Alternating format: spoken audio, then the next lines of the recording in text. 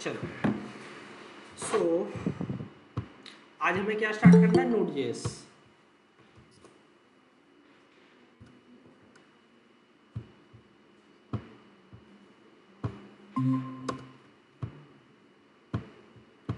ठीक है, यहाँ देखिए जरा सब लोग, आज हमें Node.js स्टार्ट करनी है।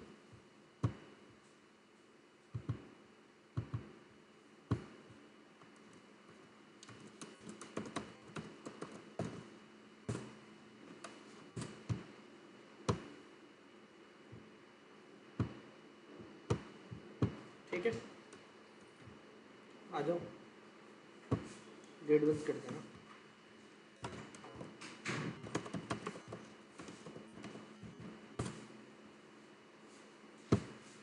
सुनो, मैंने एक फोल्डर बनाया, क्या नाम दे दिया उसका, इंपोर्ट एक्सपोर्ट। ठीक है,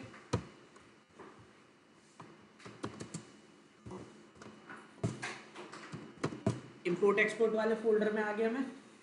ठीक है, अब code space dot enter, VS code को वहां से खोल लिया मैंने। ध्यान रखना, बिना फोल्डर ओपन किए कोई काम मत करना। ठीक है, कौन सा वाला फोल्डर खोला है, इंपोर्ट एक्सपोर्ट वाला, जो हमारा प्रोजेक्ट है। जल्दी आओ। ठीक है, ये देखो, अब करना क्या है हमें, टर्मिनल ओपन करो, कमांड डालो एक टर्मिनल पे, npm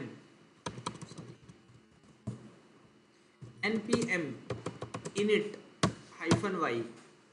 मैं एक एम्प्टी पैकेज को क्या कर रहा हूँ, इनिशियलाइज कर रहा हूँ। ठीक है, मैं सारे काम जो है रिएक्ट में भी ऑलरेडी एक बार करवा चुका हूँ। ठीक है, तो एम्प्टी पैकेज देखो इनिशियलाइज हो गया, एक फोल्डर सॉरी एक फाइल आ गया, क्या नाम है, package.json। हमारे पैकेज की सारी इंफॉर्मेशन इसमें पड़ी है। ठीक है, इसमें एक फोल्डर बना रहा हूँ src, उसके अंदर एक फाइल बना रहा हूँ index.js log hello world। ठीक है, और package.json के अंदर कुछ स्क्रिप्ट डाल रहा हूँ, जैसे कि स्टार्ट। अगर कोई भी npm स्टार्ट लिखेगा तो कौन सी फाइल हमें चलानी है, src के अंदर जो index.js है। ठीक है,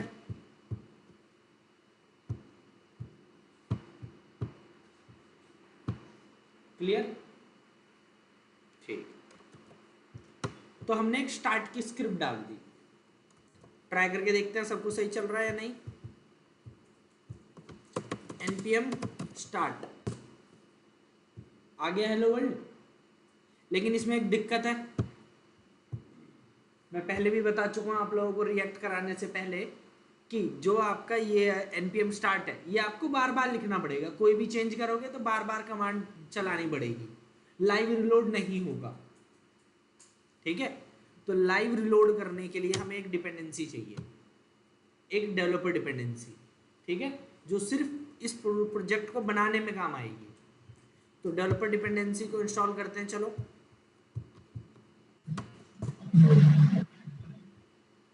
npm इंस्टॉल nodemon एंटर।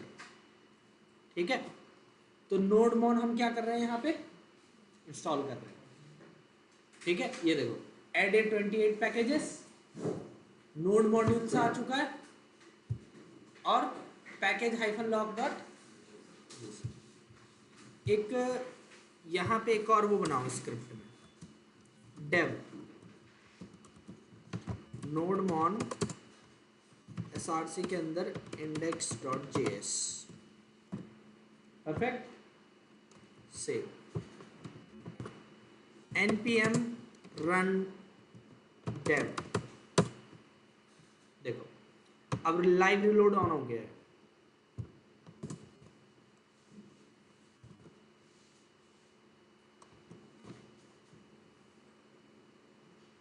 ठीक है, तो अब आप लोग लाइव रिलोड कर सकते हो बहुत इजीली।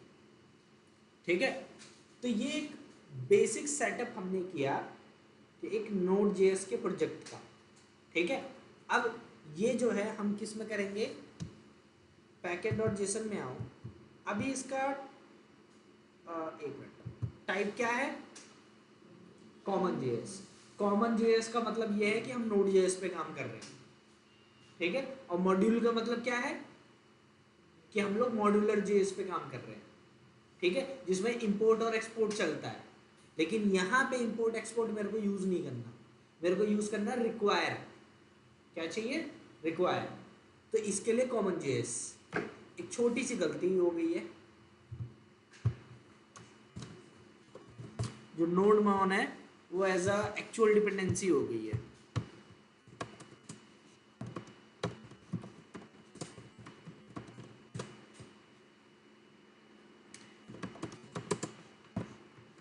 npm install -d, और d कैपिटल होगा डेवलपर डिपेंडेंसी के लिए। आ गया डेवलपर डिपेंडेंसीज, परफेक्ट।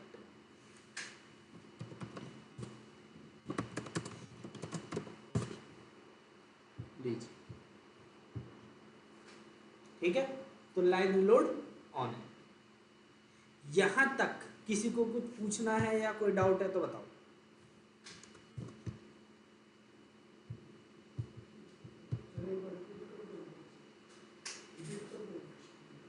ठीक है, देखो सबसे पहली चीज, हमने एक फोल्डर बनाया, एम्प्टी फोल्डर बनाया, नाम रखा इंपोर्ट एक्सपोर्ट। ठीक है, उसके बाद मैंने टर्मिनल खोला, वहां पे एक कमांड डाली npm init -y।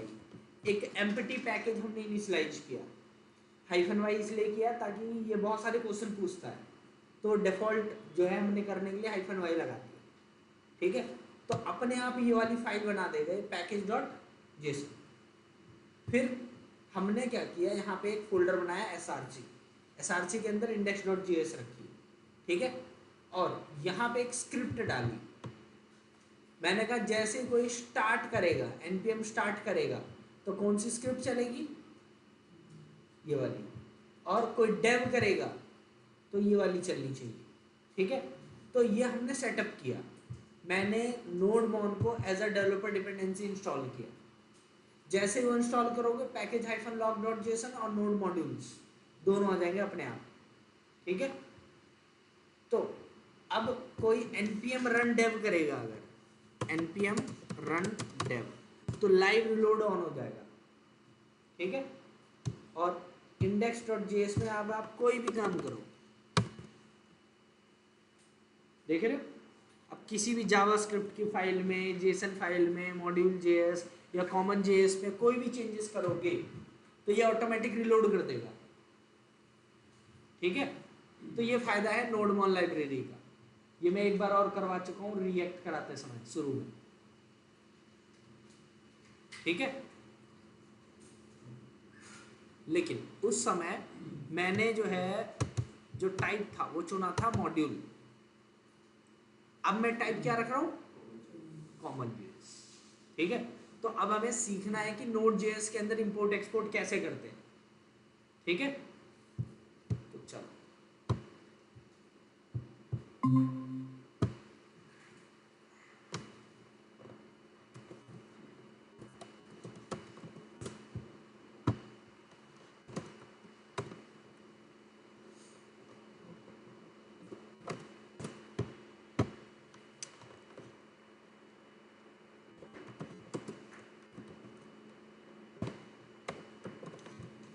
एक वेरिएबल बनाया पाई नाम का, वैल्यू कितनी दे दी 3.14।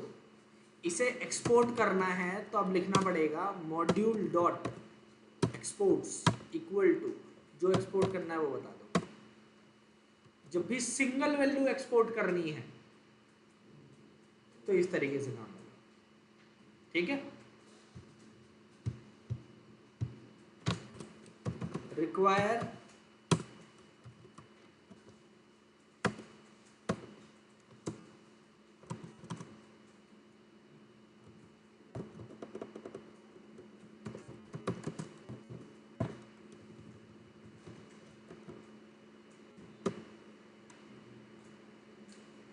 सॉरी,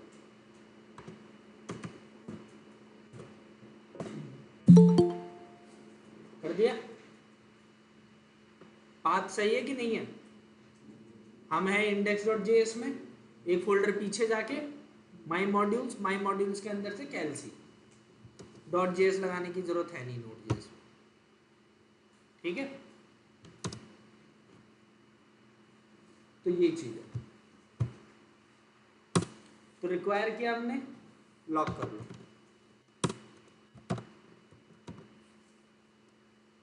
कितना आ गया? 3.14। हाँ ठीक है। यहाँ पे अब हम कॉमन जेएस पे हैं तो यहाँ पे क्या आएगा? रिक्वायर। और अगर मॉड्यूल पे होते तो इंपोर्ट एक्सपोर्ट, ठीक है। तो सिंगल वैल्यू एक्सपोर्ट करने तो ये बेटर तरीका है, ठीक है।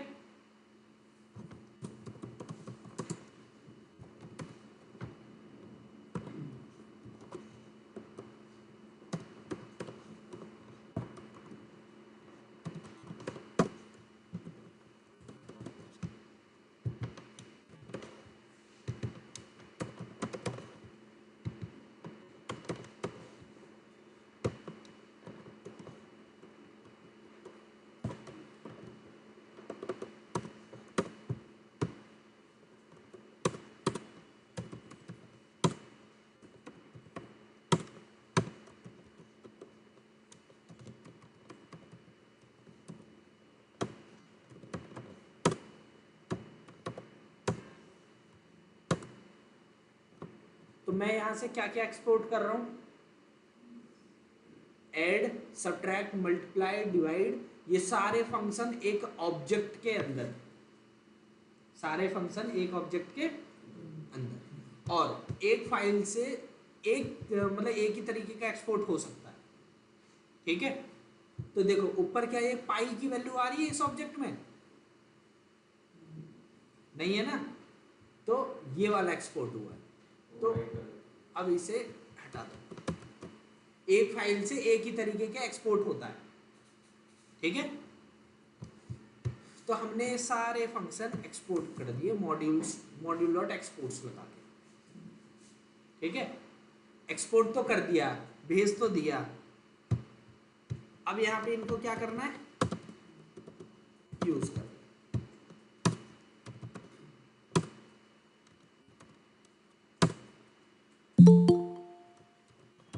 इतने लेट क्यों आ रहे हैं भाई बच्चे?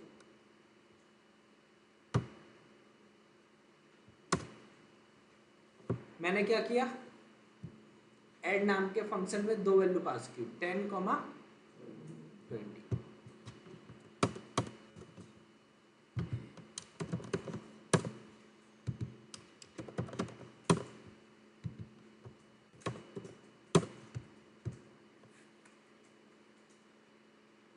ऐड, सब्ट्रैक्ट, मल्टीप्लिकेशन और डिवीजन, खत्म कर, ठीक है। तो इस तरीके से आप कर सकते हो। जैसे ऑब्जेक्ट रिस्ट्रक्चरिंग होती है, एग्जैक्ट वही चीज है, समझ लो। रिक्वायर एक ऑब्जेक्ट दे रहा है, हमने उस ऑब्जेक्ट के अंदर से डिस्ट्रक्चर कर लिया ये सब, ऐड, सब्ट्रैक्ट, मल्टीप्लिकेशन और डिवीजन,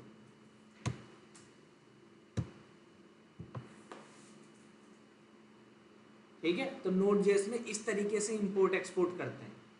एक और तरीका है वैसे, एक्सपोर्ट्स डॉट मान लो मॉड्यूलो इक्वल टू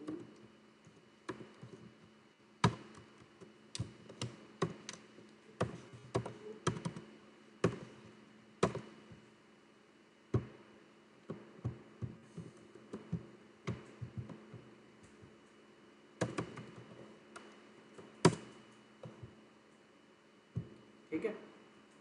अब जरा देखो यहाँ क्या दिक्कत आ रही है, क्या बोल रहा है? मॉड्यूलो इज नॉट डिफाइंड, क्योंकि मैंने आपको बोला था कि एक ही जो है क्या करता है, इंपोर्ट है या इंपोर्ट बोलो सॉरी, एक्सपोर्ट करता है।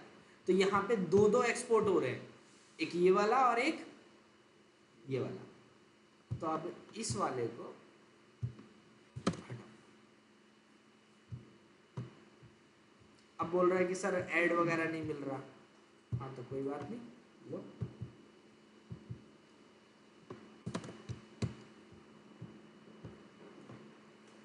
10 mod 20, 10 27 mod 4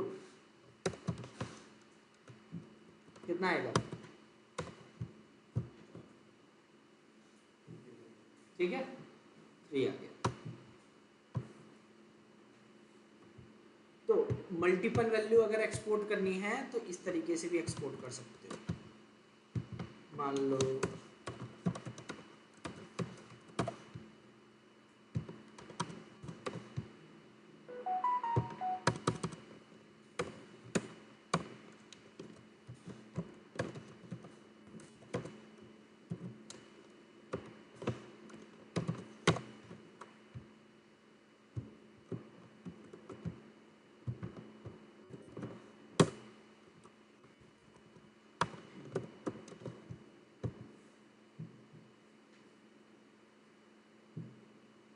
ठीक है, तो मल्टीपल वैल्यू एक्सपोर्ट करनी है तो इस तरीके से भी किया जा सकता है, इस तरीके से। दोनों ही सही तरीके हैं, आपको जो सही लगे। मैं जब मल्टीपल होता है तो मैं ये वाला इस्तेमाल करता हूँ सबसे ज़्यादा, और सिंगल होता है तो ये वाला। ठीक है, अब टोटली आपके ऊपर डिपेंड करता है आपको क्या अच्छा लग रहा है। तो इस तरीके से आप लोग Node.js के अंदर इंपोर्ट और एक्सपोर्ट कर सकते हैं। क्लियर? ठीक।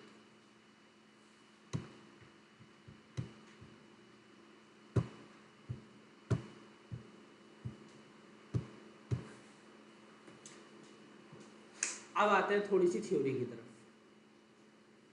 ठीक है,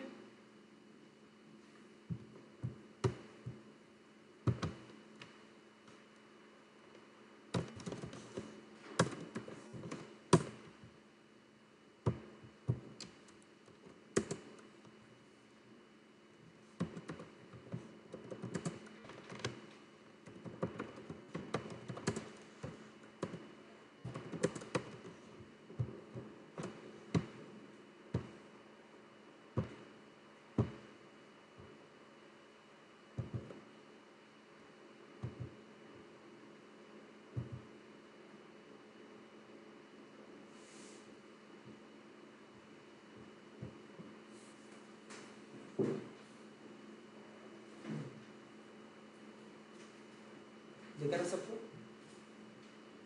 हमारे पास फ्रंट एंड में क्या क्या है? ठीक है, तो ये हमारी यूआई होगी, क्लाइंट साइड। ठीक है, हम फ्रंट एंड ऑलरेडी पढ़ चुके हैं। अगली बारी किसकी आती है? बैक एंड और डेटाबेस।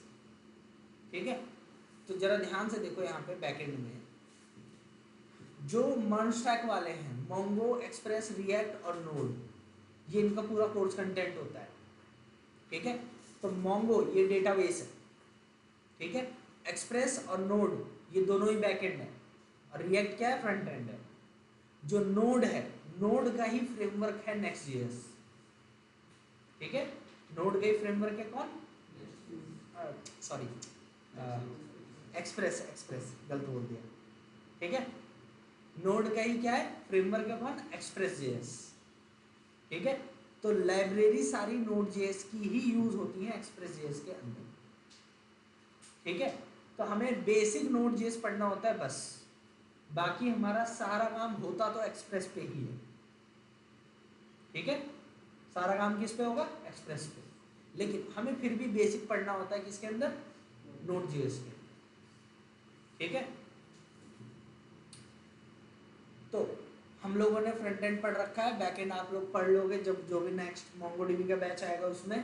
ठीक है, उसके बाद हमें अभी करना है नोड और एक्सप्रेस। तो नोड से स्टार्ट करते हैं सबसे पहले। ठीक है, तो नोड में हमने सबसे पहली चीज ये देखी कि इंपोर्ट और एक्सपोर्ट कैसे करते हैं, using require and module dot exports. ठीक है, ये चीज देखिए, रिएक्ट से ये चीज अलग होगी, ध्यान रखना। ठीक है, रिएक्ट में अलग होता था इंपोर्ट एक्सपोर्ट, नोड वीएस में अलग होता है, ठीक है। चलो अब सबसे पहली बात, what is the need of node JS. Node JS हमें पढ़ना क्यों है? हमने फ्रंट एंड तो बना लिया, पूरी वेबसाइट तो बन गई, तो अब नोड का क्या काम है?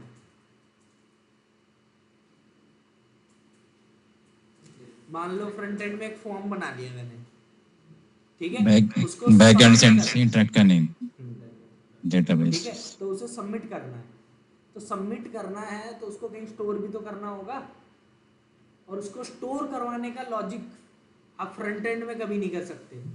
आप फ्रंट एंड से डेटाबेस डायरेक्टली एक्सेस नहीं कर सकते, ठीक है, अलाउड नहीं होता for security reasons. Front end से डेटाबेस डायरेक्टली एक्सेस नहीं हो सकता। तो लोगों ने क्या किया है, जो भी आपका बिजनेस लॉजिक है वो कहाँ होता है? हमेशा बैक एंड में। बिजनेस लॉजिक जो मतलब आपके बिजनेस से रिलेटेड कोई भी लॉजिक है, ठीक है, तो जो भी बिजनेस लॉजिक होता है वो होता है बैक एंड पे, ठीक है। अब जो बैक एंड है वो कहीं ना कहीं तो रखा होगा, ठीक है, तो जो भी आपका बैक एंड का कोड होता है वो मेनली कहाँ रखा जाता है? सर्वर्स पे, ठीक है। सर्वर समझ लो बस एक हार्डवेयर है, एक सीपीयू है जो कि 24/7 चल सकता है, इतना पावरफुल सीपीयू, ठीक है। एक सिर्फ एक मशीन है जिसपे आप अपना कोड क्या करोगे? एग्जीक्यूट करवाओगे, ठीक है। अब एक बात बताओ, अगर आपने एक सीपीयू मार्केट से खरीद लिया तो क्या डायरेक्ट उस पर आपका कोड चल जाएगा? क्या क्या चीजें चाहिए उस पर आपका कोड चलाने के लिए? सबसे पहला काम है उसको ऑपरेटिंग सिस्टम चाहिए, ठीक है। बिना ऑपरेटिंग सिस्टम के तो आगे कोई होने का ही नहीं, तो सबसे पहले तो चाहिए ऑपरेटिंग सिस्टम, ठीक है। तो जैसे मेरा सीपीयू है, मैंने उस पर मान लो लिनक्स या आपका विंडोज दोनों में से कोई भी एक इंस्टॉल कर दिया, ठीक है, ऑपरेटिंग सिस्टम मिल गया। अब ऑपरेटिंग सिस्टम पे हमें नोड जेएस का प्रोजेक्ट चलाने के लिए क्या क्या चीज़ चाहिए होती है? नोड या रिएक्ट के प्रोजेक्ट को चलाने के लिए क्या चाहिए होता है? नोड जेएस का सॉफ्टवेयर चाहिए होता है। रिएक्ट जब आप लोग स्टार्ट कर रहे थे, सेटअप कर रहे थे, तो नोड जेएस इंस्टॉल किया था या नहीं किया था? तो नोड जेएस का हमें क्या चाहिए होता है? उसका जो सॉफ्टवेयर होता है वो चाहिए होता है, ठीक है। तो पहले ऑपरेटिंग सिस्टम इंस्टॉल करोगे, उसको चलाओगे, फिर उसके ऊपर आप लोग नोड जेएस को चलाओगे, ठीक है। फिर जब नोड जेएस चल जाएगा तो आप अपना कोड ले जा करके उस मशीन पे रख दोगे और चला दोगे, और वो जो मशीन है वो अब 24/7 आपके कोड को अप करके रखेगी, चला के रखेगी, क्लियर। और आप उस मशीन को कर दोगे पब्लिक, ताकि दुनिया में कोई भी कहीं से भी उसको एक्सेस कर सके, ठीक है। और हर एक हार्डवेयर की क्या होती है? एक यूनिक एड्रेस होती है, ठीक है, जिसे हम बोलते हैं IP address, internet protocol version 4 IPv4 address, एक पब्लिक IPv4 एड्रेस होता है।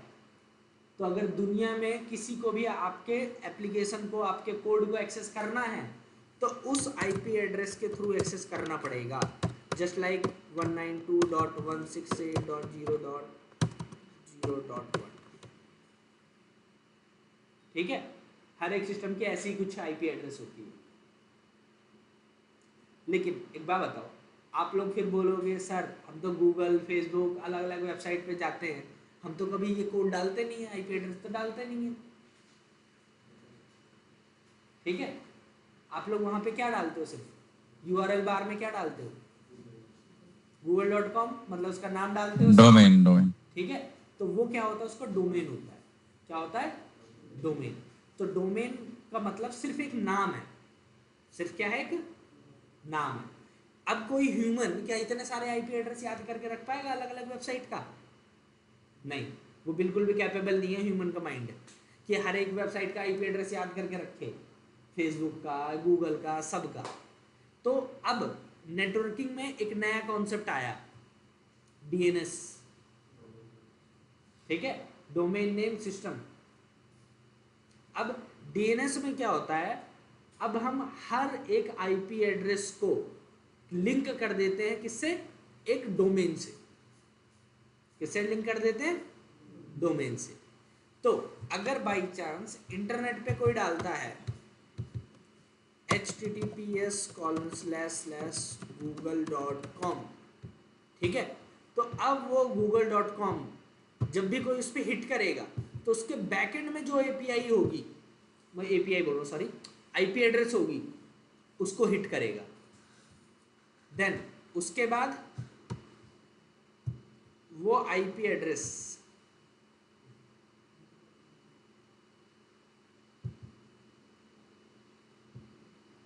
कहाँ जाएगी, आपके सर्वर पे। और आपके सर्वर पे जो आपका कोड चल रहा होगा, ठीक है, हो सकता है मेरे सर्वर पे 100 अलग अलग एप्लीकेशन चल रही हैं, कौन सी वाली एक्सेस करनी है,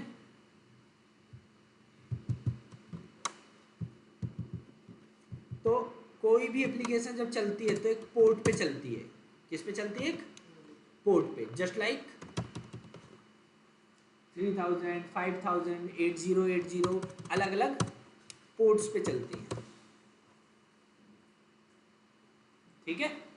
आप लोगों ने कभी रिएक्ट वगैरह की जब एप्लीकेशन चलाए होंगे तो उसमें देखा होगा ना, पोर्ट आता है और एक पोर्ट पे सिर्फ और सिर्फ एक एप्लीकेशन चलाई जा सकती है,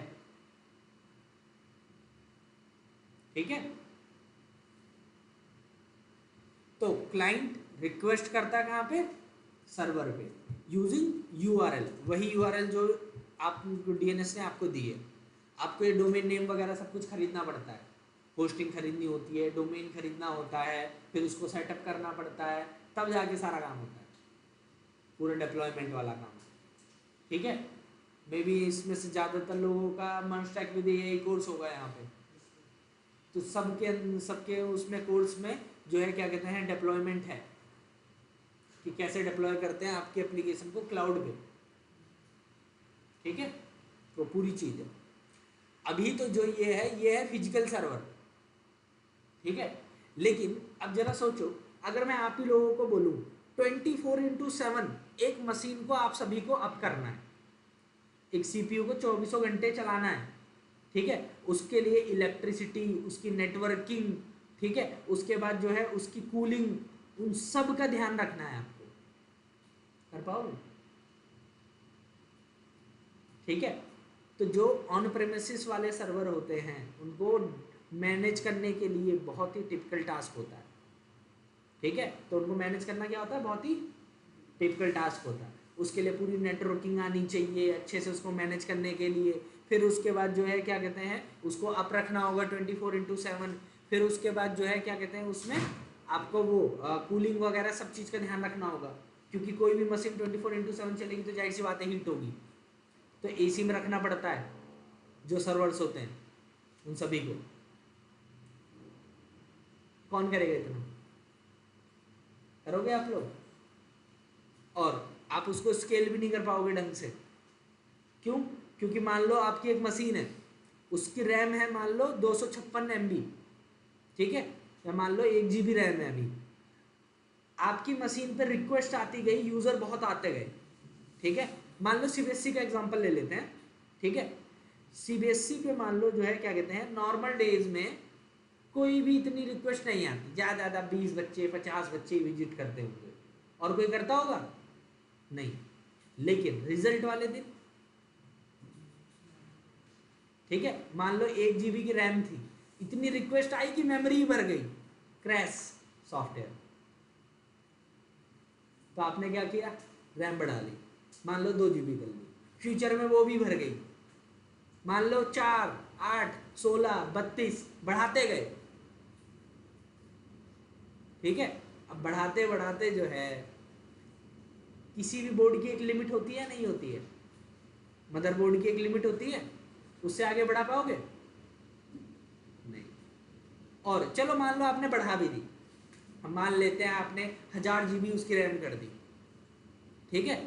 अब फ्यूचर में मान लो एक ही दिन रिजल्ट आया था तो इतनी ट्रैफिक थी, अगले दिन से रिजल्ट वापस से सॉरी जो भी वो आ रही है रिक्वेस्ट आ रही है वो नॉर्मल होगी, 20 और 50 बच्चे, वो सारी जो रैम है वेस्ट।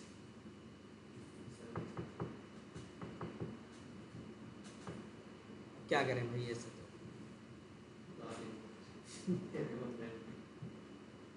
तो अब हम क्या करेंगे, हमारे पास एक नया कॉन्सेप्ट आया वीपीसी का, ठीक है, वीपीएस बोल लो या वीपीसी, वर्चुअल प्राइवेट सर्वर, जो कि हम कहाँ रखते हैं, वर्चुअल प्राइवेट क्लाउड के अंदर।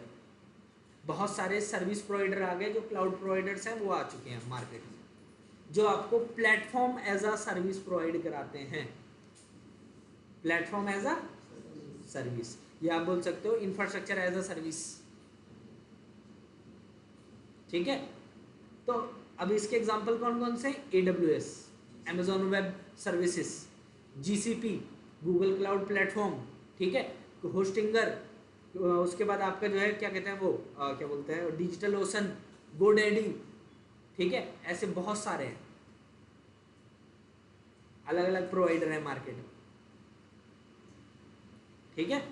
तो अब आप लोग क्या करोगे, AWS से टाई अप कर लोगे, उससे खरीद लोगे। तो AWS में होता है पे एज पर गो प्राइसिंग, जितना यूज करोगे उतने पैसे दो, ठीक है, तो उसका मंथली चार्ज बनता है, ठीक है। अगर एक नॉर्मल वेबसाइट चला रहे हो तो ज़्यादा से ज़्यादा मंथली 1700-2000 पड़ेगा, ठीक है, AWS में, बताओ। और इतने की तो आप लोग जो है बिजली फूक दोगे, ठीक है, 24/7 करोगे। तो जो AWS हैं और भी हैं अलग अलग प्रोवाइडर, वो आपको पूरा सर्वर क्लाउड में प्रोवाइड करा देते हैं, ठीक है। तो आप यहीं पे बैठे बैठे आप अपनी वर्चुअल मशीन को क्या कर सकते हो, एक्सेस कर सकते हो और सारे उस पर ऑपरेशन परफॉर्म कर सकते हो। हाँ, होती मशीन ही है, क्योंकि AWS वगैरह वाले क्या करते हैं, डेटा सेंटर बना के रखते हैं बहुत बड़े बड़े। आप लोगों ने सुना होगा जो है क्या कहता है, माइक्रोसॉफ्ट वाले अपने डेटा सेंटर पानी के अंदर बना रहे हो, ओशन में, बताओ, ठीक है। तो इस तरीके से सारा काम चलता है, और आपके बैकएंड को जब डेटाबेस की जरूरत होती है तो डेटाबेस से एक्सेस कर लेता है, ठीक है। तो होस्टिंग वगैरह तो चलो वो तो बात की बात है, ठीक है, फ्रंट एंड हम बना ही चुके हैं, ठीक है, रिएक्ट वगैरह हम लोग पढ़ चुके हैं। अब जो बैकएंड है वो हमें पहले बिल्ड करना है, किससे बिल्ड करना है, Node.js से, ठीक है, क्योंकि आप लोग मॉन्स्टैक वाले हो, तो आप लोग Node.js से अपना बैकएंड तैयार करोगे, फिर उसको डिप्लॉय करोगे ऑनलाइन। सब लोग जो भी हैं मॉन्स्टैक विद AI वाले होंगे, ठीक है, तो सब लोग ऑनलाइन उसे डिप्लॉय करोगे फ्यूचर में। तो अभी हमें फोकस करना है अपनी बैकएंड एप्लीकेशन को बनाने में, ठीक है।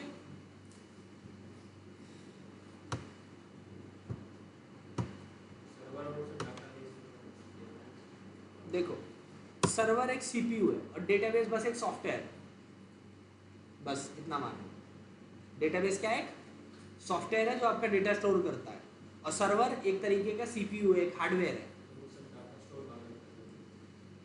क्या मतलब डेटाबेस या क्या, डेटाबेस मेमोरी में डेटा स्टोर करता है जो कि सर्वर पे होता है, डेटाबेस भी सर्वर पे ही रखा होता है, ठीक है।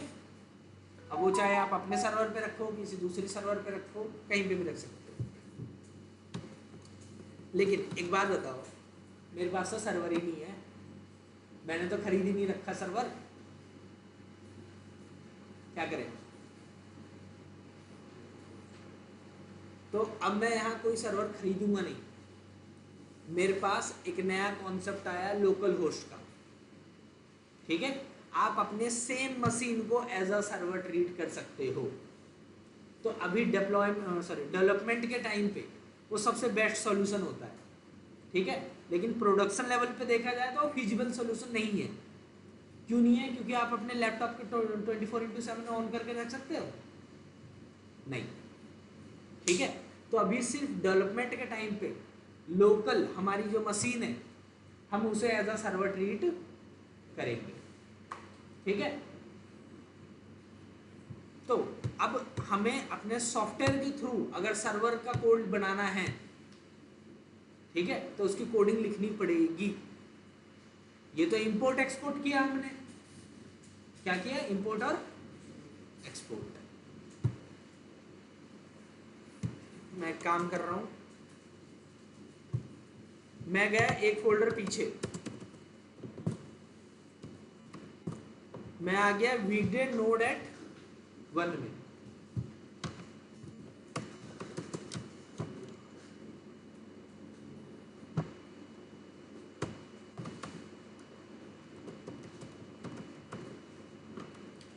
एक फोल्डर बनाया, क्या नाम दिया, नोड बैकएंड। ठीक है, कहां पे बना दिया, वीकडे नोड एट 1 में। देखना है, दो फोल्डर दिख रहे हैं, ठीक है। इस फोल्डर के अंदर दो फोल्डर है, इंपोर्ट एक्सपोर्ट और नोड बैकएंड। नोड बैकएंड के अंदर आया मैं, कोड स्पेस डॉट एंटर, और जिसका मैक वगैरह है वो लोग मैन्युअली खोल लेना, ठीक है। नोड बैकएंड वाले फोल्डर को मैन्युअली खोल लेना वीएस कोड के अंदर।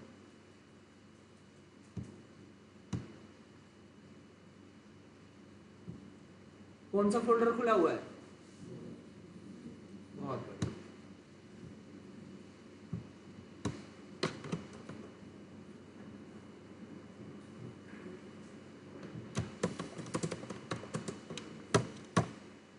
पैकेज को इनिशियलाइज किया,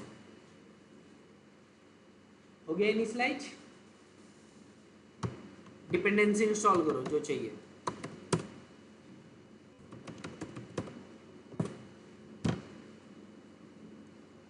एक मिनट, सॉरी,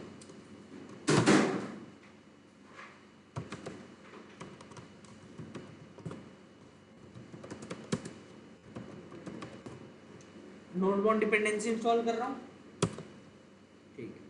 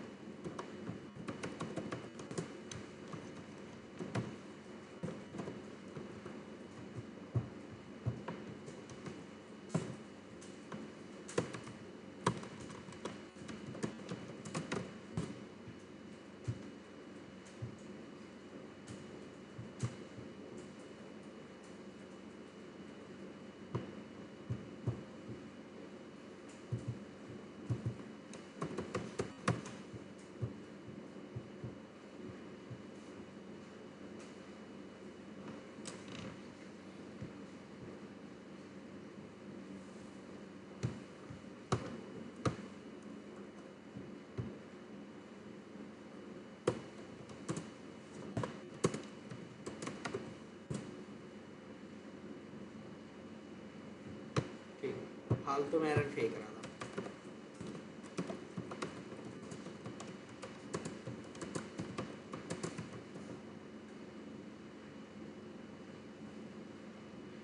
हो गया काम।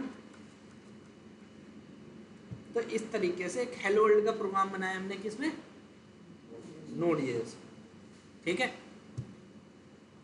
अब क्या क्रिएट करना है, एक सर्वर क्रिएट करना है, ठीक है। तो अब क्या कर रहा हूं मैं, जरा ध्यान से देखो।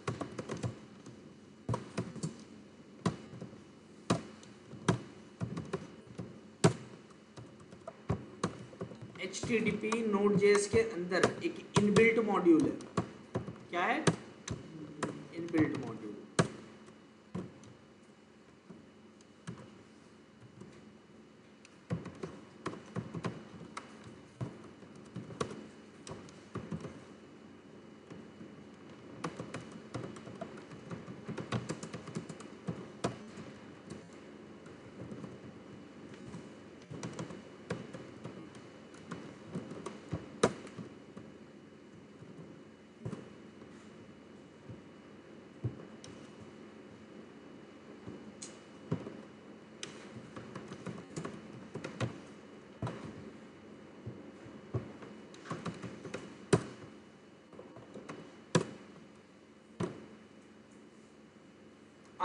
सर्वर को लिसन करने के लिए क्या चाहिए, पोर्ट और होस्ट। ठीक है, हमारी एप्लीकेशन कौन सी पोर्ट पे चलेगी और होस्ट क्या है, ठीक है, लोकल होस्ट जो कि हम यूज़ करेंगे, ठीक है, क्योंकि अभी सेम मशीन पे है, फ्यूचर में कहीं और होगी तो उसका आएगा। ठीक है, तो एक छोटा सा काम करो, अगर मैं पोर्ट वगैरह यहाँ पे लिखता हूँ तो वो बिल्कुल भी सही तरीका नहीं है, वो सिक्योर तरीका नहीं है बिल्कुल भी।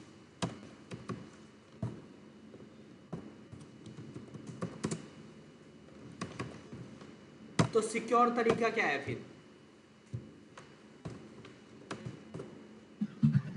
npm install .env, एक डिपेंडेंसी इंस्टॉल कर रहा हूँ, क्या नाम है उसका, इसका काम क्या है जरा देखो, रूट में एक .env फाइल बना रहा हूँ, दो वेरिएबल बना रहा हूँ,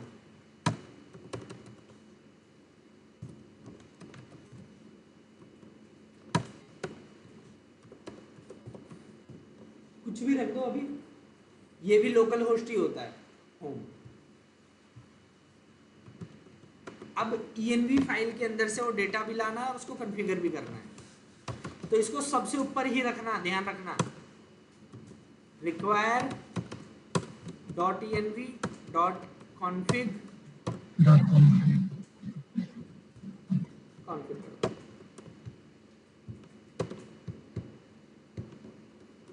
process .env .port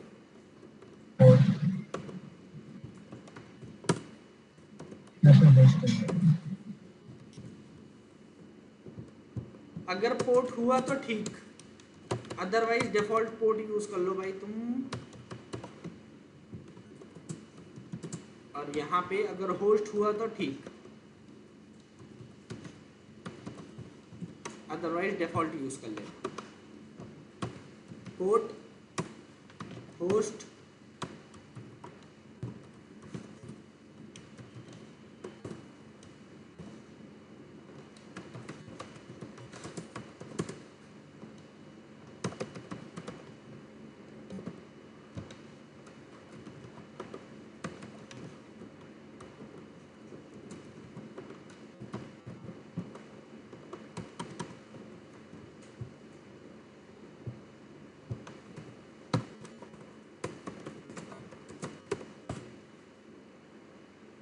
ठीक है। अब ये देखो फालतू में मेरे को एक सजेशन दे रहा है, मेरे को नहीं चाहिए इससे सजेशन।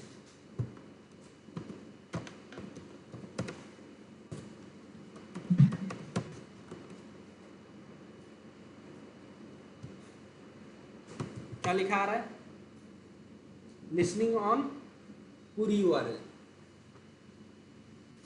तो इसका मतलब मेरा सर्वर अप है और चल रहा है बिल्कुल। टेस्ट कर लेते हैं, यूआरएल क्या थी, http:// local host colon port कितना था 5000। बैकएंड की तरफ से क्या रिस्पॉन्स आ रहा है,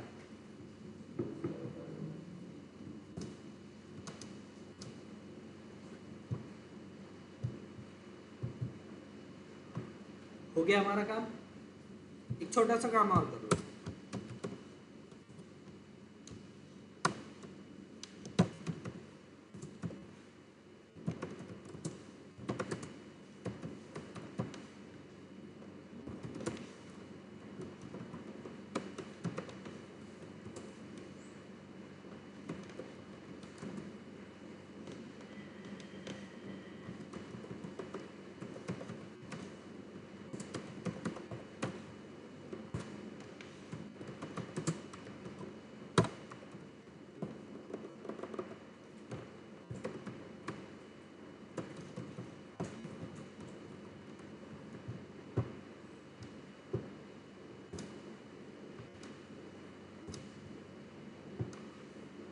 फिर से रिक्वेस्ट किया,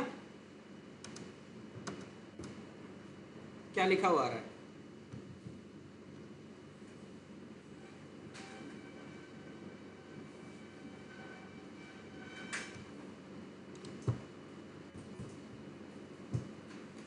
user request for resource slash with get. ठीक है, तो इस तरीके से हमने ब्राउजर के थ्रू, जो कि हमारा क्लाइंट है, ब्राउजर के थ्रू रिक्वेस्ट किया किस पे, सर्वर पे। ठीक है, जो हमने यहाँ पे बनाया है यूजिंग Node.js। देखिए, और ये प्रोफेशनल तरीका है किसी भी सर्वर को क्रिएट करने का यूजिंग Node.js। ये हाईली सिक्योर भी है, याद रखना।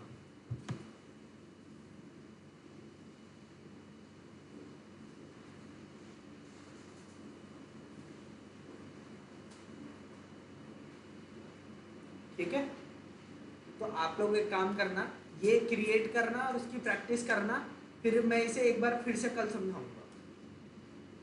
ठीक है, कि क्या चीज़ क्या काम कर रही है, क्यों लगाया है, ये सारी चीज़ें। ठीक है, एक बार इसको करके देखो बस अभी, फिर कल इसको समझा के फिर थ्योरी स्टार्ट करते हैं कि नोड क्यों आया, ये सब सारी चीज़ें। ठीक है, एक मिनट बस आप लोगों की अटेंडेंस मार्क कर दूं। इस ग्रुप का को एक बार हाँ क्यूआर कोड भी है, बनाता हूँ 2 मिनट।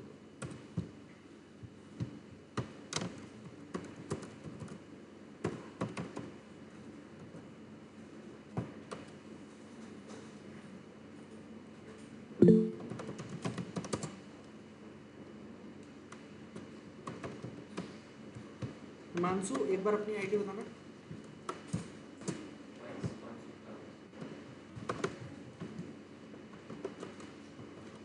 अकुल, अकुल ड्यूकेट आईडी क्या है? देखो,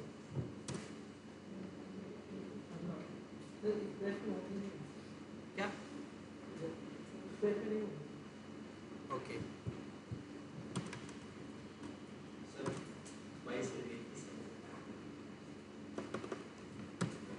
ठीक है। आपका नाम क्या है? क्या? हितेश?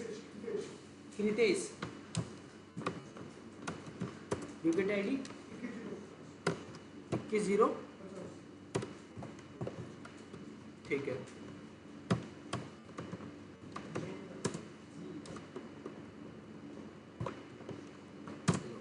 ड्यूकेट आईडी 215 ठीक है। और जो है सत्य प्रकाश, ऑनलाइन में जो भी है चैट में अपनी अटेंडेंस ड्रॉप कर दो। ठीक है, क्या? आधव, अर्नव,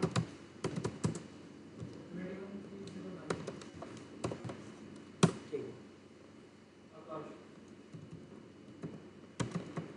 ड्यूकेट आईडी 21973 ठीक है। ऋतु सपना,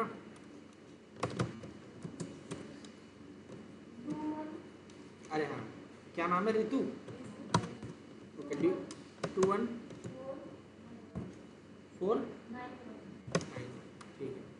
आपका दिलशाद, ड्यूकेट आईडी ठीक है।